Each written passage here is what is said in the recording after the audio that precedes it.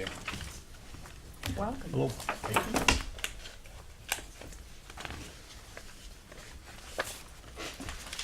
I think your last name is going to give me a little problem, Eric. That's all right. It usually does. Okay. Yeah, it's pronounced Euteneier.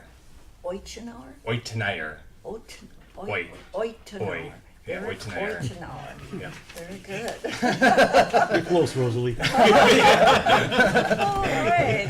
That is a challenge. It's a little bit, yes. Okay. Again, we welcome you and we thank you for your interest in this position of the District 2 Alderperson. We'll be asking you a list of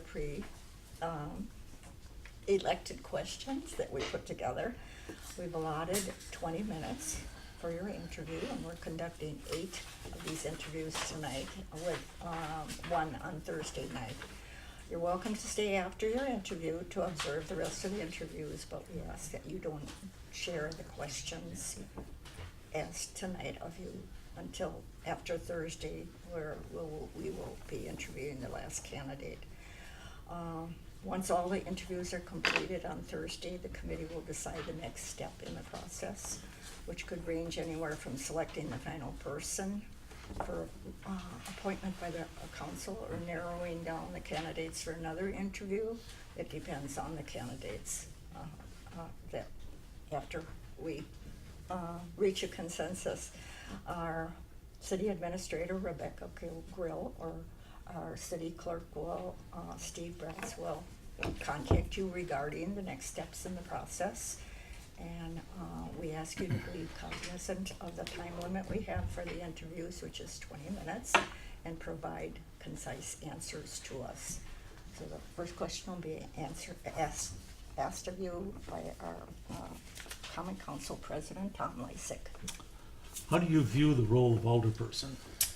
I view the role as alderperson being a conduit between the community and the Common Council, and consistently being there for the district, and being professional and listening to everyone's ideas and bringing those ideas to the Common Council and other parts of the working parts of the city. Eric, what characteristics, qualifications, and experiences do you possess that make you the most viable candidate for the position? Well, currently sit on 2 citizen advisory boards, the Board of Appeals, as well as I was recently appointed to the Beautification Committee. I do attend Common Council meetings from time to time. Again, I am very involved with city cleanups. I also take part in the Riverkeeper as well too, so I'm very involved with sort of being a steward of the land, I guess you would so to say, and just very involved with my neighborhood in general. Have you ever previously considering running for alderperson? If you ever, why haven't you run? I've thought about it in the past, kind of just waiting for my turn, and then this came up. Even if I still didn't make it through this series of interviews and be appointed as alderman, I would certainly consider running in 2020. Thank you. What do you feel is the most significant shortcoming in the city council? Shortcomings of the city council? Well, I know in the past, there's been some city council issues with other aldermen, and that would be the only shortcoming that I've seen as a citizen. But I interact with some of the other Common Council members, and I feel that they do a great job for the city. The city is in a stage of redevelopment. What areas in District 2 do you believe have the greatest need? And do you feel the Common Council has correctly handled economic development in the city as a whole? Well, I know in the part of District 2 that I live in is near 70th Street. As you head into the downtown area, it's kind of a gateway, and I know that there is some talk of redevelopment of the MATC area and I think that's just absolutely fantastic. I think that would be a great addition and benefit for this city and for our area. I'm very happy that Hobby Lobby chose to come to our city. I know some people may not be a fan of that, but business is business, and I'm happy that they are here. I'm also happy that the development of these Points East area is on the farmers market is going well, and I can't wait for that to continue to grow. So I think the Common Council in the city is doing a great job with that. Do you understand the time commitment required for an alderperson with meetings, constituent interactions, and general community involvement? And do you have the time and flexibility to accommodate the schedule? I most certainly have an understanding of the time it takes to be an alderman, as well as attend the Common Council meetings and be there for my constituents. Do you have any conflict of interest that you should be aware of? I don't believe I do.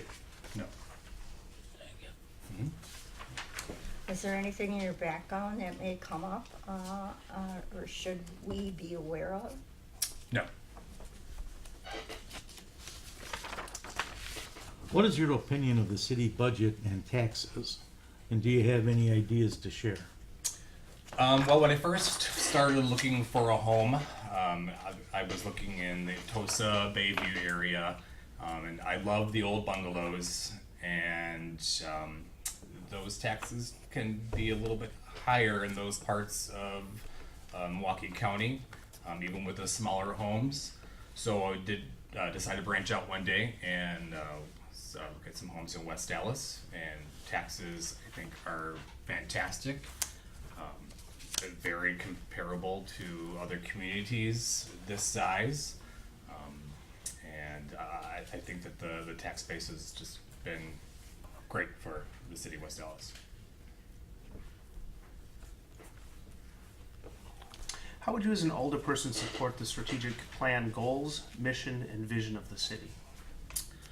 Well, I certainly would, listen to everyone's idea, and I think it's really important to engage with your neighborhood, your district, get other people's opinions and voices, and try to implement some of those ideas with those